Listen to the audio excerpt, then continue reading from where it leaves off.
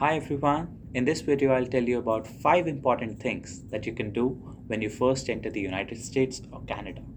Now these things are subjective, some of them aren't mandatory, but it is generally advisable to have them as soon as you get here because it helps in the long term. So the first important thing to do is to get a SIM card or a US number. Whenever you apply for any sort of on-campus job, internship, off-campus jobs, co-ops, SSN, bank accounts, everything requires a contact number.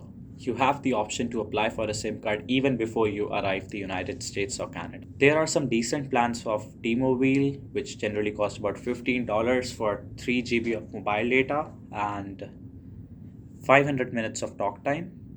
In Canada, you can get the Canadian SIM or the Bell.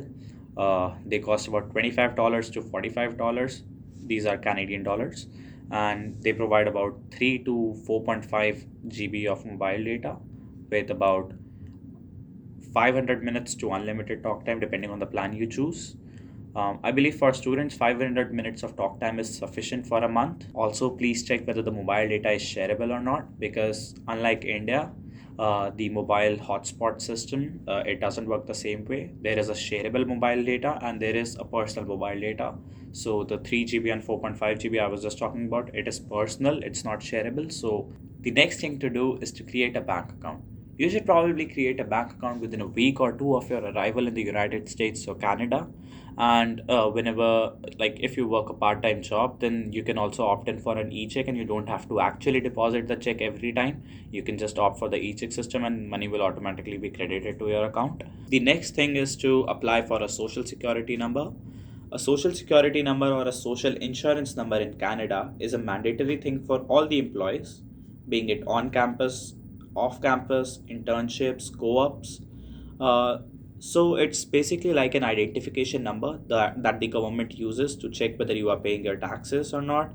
And there are various benefits, because without your SSN you can't apply for a credit card. You need your SSN to fill out tax returns. You need your SSN to apply for driver's license or state ID. And the next thing is to apply for a credit card. This is not a mandatory thing to do, but I believe it is a good thing to do because having a credit card helps you build your credit score. And having a good credit score in the end helps you with seeking out loans and stuff. So apart from that, student credit cards, they offer 1 to 2% cashback on each transaction. It's not a lot, but it's still something.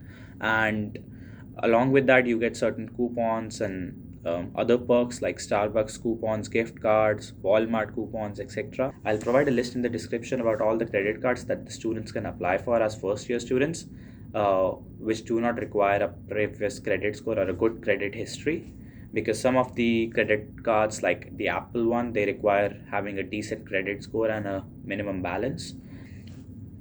The last thing and the most safe tip of this video is to apply for a state ID or a photo ID.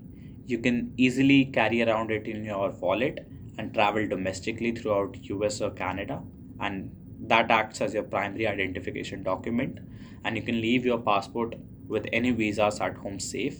So that's one of the safest thing you can do. All right guys, that's it for today. Thank you everyone for being with me, and if you like the video, please hit the like button and subscribe my channel. It helps me a lot. I'll soon make a video on how to apply for a student job and which jobs you should apply for and how the application process for the state ID and SSN works. So stay tuned for further updates. Till then, bye bye, take care.